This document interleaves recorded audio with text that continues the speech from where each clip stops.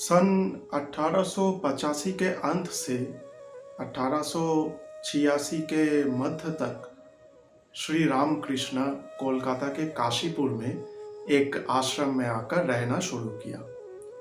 उस वक्त उनका शरीर, उनका स्वास्थ्य उतना अच्छा नहीं था, इसीलिए चिकित्सकों के सलाह मानकर और कई सारे भक्त और शिष्यों को सुनकर वो वहाँ आके रहने के लिए तैयार हो गए।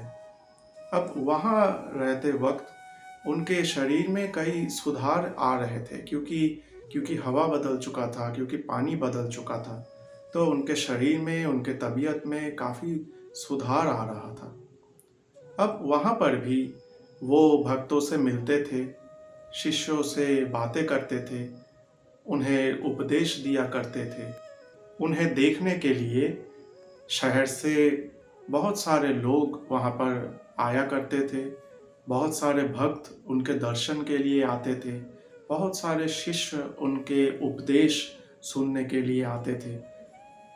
उनका तबीयत तो काफ़ी ठीक हो रहा था, लेकिन पूरा ठीक नहीं था, इसीलिए वो बहुत सारे लोगों से नहीं मिलते थे। वो चुन चुन कर लोगों से मिलते थे और थोड़ा बातें करके वो जाके बिस्तर में लेटकर विश्राम लेते थे। एक दिन जब वो ऐसे ही अपने भक्तों और शिष्यों से बातें कर रहे थे, तब अचानक उनको कुछ तकलीफ महसूस होने लगा। उनको लगा कि उनके सीने में कोई दर्द हो रहा है। उन्हें सांस लेने में तकलीफ हो रही थी और बातें करने में तकलीफ हो रही थी। वो बातें करते करते चुप हो गए और अपने सीने में हाथ रखकर बैठ गए। वहाँ पे मौजूद भक्त उनसे पूछने लगे कि आपको क्या तकलीफ हो रहा है, आप हमसे कहिए, हम जाके कोई चिकित्सक को आपके पास ले आते हैं। तो उन्होंने उनसे कहा कि इसकी कोई ज़रूरत नहीं, मुझे तकलीफ हो रहा है, मुझे थोड़ा विश्राम करने दो। तो भक्तों ने कहा ठीक है, आप एक काम कीजिए, यही बिस्तर पे आप लेट जाइए, हम लोग आपकी प्रतीक्षा करेंगे। तो श्री रामकृष्ण जाकर बिस्तर में लेट गए। अब वो विश्राम ले रहे थे, लेकिन उनका तबीयत और बिगड़ रहा था। उनके सीने में दर्द और बढ़ता ही जा रहा था और सांसें लेने में बहुत तकलीफें हो रहा था। उनका ये हालत देखकर भक्त लोग उनके पास आए और उनसे पूछे कि क्या हम जाकर पास से कोई डॉक्टर को ले आएंगे जो आपका ट्रीटमेंट कर सके। अब उनको बातें करने में तकलीफें हो रहा था, तो उन्होंने ऐसे हाथ दिखाकर उनको ना कहा। अब सारे भक्त चिंता में पड़ गए कि ऐसी हालत में अगर वो किसी डॉक्टर को नहीं दिखाएंगे तो कैसे ठीक होंगे। अब क्योंकि वो मना कर रहे हैं, इसलिए वो वहाँ चुपचाप खड़े रहे।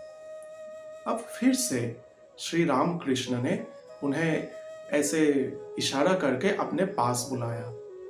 अब उन्हें तो बातें करने में तकलीफें हो रहा था और उनके मुंह से जो आवाज निकल रहा था वो बहुत ही धीमे था, इसलिए वो उनके उनके भक्त उनके मुंह के सामने आकर अपना कान आगे करके सब खड़े रहे और उन्होंने कहा कि मुझे अपने सीने में एक दर्द महसूस हो रहा है जो कि बढ़ता ही जा रहा है। मुझे सांस लेने में तकलीफ हो रहा है और मुझे ऐसा लग रहा है जैसे कि मैं अभी इस शरीर को त्याग करने वाला हूँ। तो भक्त लोग डर गए कि ये वो क्या कह रहे हैं। अगर उनके गुरु, उनके भगवान उन्हें छोड़कर चले गए तो उनका क्या होगा। तो सब कहने लगे कि नहीं नहीं, हम लोग अभी जाते हैं और किसी चिकित्सक, किसी डॉक्टर को बुला लाते हैं, वो आपको ज़रूर ठीक कर देंगे। श्री रामकृष्ण ने उनसे फिर से इशारा में ऐसे हाथ हिलाकर ना कहा। अब भक्त लोग बहुत परेशान हो रहे थे कि ये वो क्या कर रहे हैं, क्या वो ठीक नहीं होना चाहते। सभी बहुत दुविधा में पड़ गए कि क्या करना चाहिए। अब श्री रामकृष्ण अपने आंखें बंद करके ध्यान में लीन हो गए और वो समाधि में चले गए। कुछ क्षण बाद समाधि से वापस आकर उन्होंने अपने आंखें खोला और फिर से ऐसे इशारा करके अपने भक्तों को अपने पास बुलाया। जब उनके भक्त उनके पास आए तो उन्होंने उनसे कहा कि जरा बाहर जाके देखो तो कि सामने बगीचे में कोई आदमी किसी पेड़ के ऊपर बैठा है या नहीं। अब उनके भक्त तुरंत बाहर गए और जाके ढूंढने लगे कि सच में कोई ऐसा कर रहा है या नहीं। थोड़ा सा ढूंढने के बाद उन्होंने देखा कि थोड़ा दूर मेन गेट के पास एक आदमी सच में बागीचे में बैठा है और वो एक छोटे से पौधे के ऊपर बैठ गए हैं।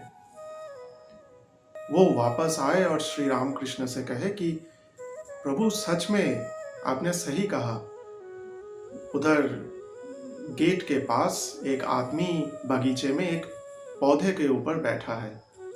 अब श्री रामकृष्ण उनके भक्तों से कहा कि तुरंत जाओ और उस आदमी से कहो कि उस पौधे को छोड़कर वो उठ जाए, क्योंकि उस पौधे के ऊपर उनके बैठने से, उनके वजन से उस पौधे को कष्ट महसूस हो रहा है, जो मैं अपने अंदर महसूस कर रहा हूँ। अब ये सुनकर उनके भक्त दौड़कर बाहर गए और उस आदमी से कहा कि आप गलत जगह पर बैठे हैं, आप उठ जाइए। तो अब उस आदमी को कुछ पता नहीं था। वो सोचने लगे कि क्यों, मैं तो सही जगह पर बैठा हूँ, मेरे बैठने से क्या समस्या उत्पन्न हो रहा है। तो उन्होंने कहा कि क्यों, मैं यहाँ से क्यों उठूं। अब इन भक्तों ने उनसे कहा कि आपके यहाँ पर बैठने से एक पौधा आपके वजन में दब गया है। उस पौधे को जो कष्ट हो रहा है वो श्री रामकृष्ण अपने अंदर महसूस कर रहे हैं और उन्हें बहुत तकलीफ हो रहा है। आप कृपया करके उठ जाइए। अब इस आदमी ने देखा कि सच में वो एक पौधे के ऊपर बैठे थे। वो तुरंत खड़े हो गए और उनसे माफ़ी मांगा। अब वो भक्त उनको लेकर ही अंदर श्री रामकृष्ण के पास आए और उनसे कहा कि प्रभु, यही वो आदमी है जो बाहर बगीचे में उस पौधे के ऊपर बैठे थे। अब श्री रामकृष्ण को अच्छा महसूस होने लगा। वो थोड़ा सा स्वस्थ महसूस कर रहे थे। वो लेटे थे, अब धीरे धीरे वो उठकर बैठे और उनको लगा कि उनके सीने में जो दर्द हो रहा था वो कमता जा रहा है और उन्हें सांस लेने में जो तकलीफ हो रहा था वो भी धीरे धीरे ठीक हो रहा है। उन्होंने कहा कि ये आदमी जो उस पौधे के ऊपर बैठे थे, वो पौधा इनके वजन से दब गया था और उस पौधे को बहुत दर्द महसूस हो रहा था। उसका रोना मैं अपने अंदर अनुभव कर रहा था। अब ये उठ गए हैं, देखो वो पौधा खिल रहा है और हंस रहा है।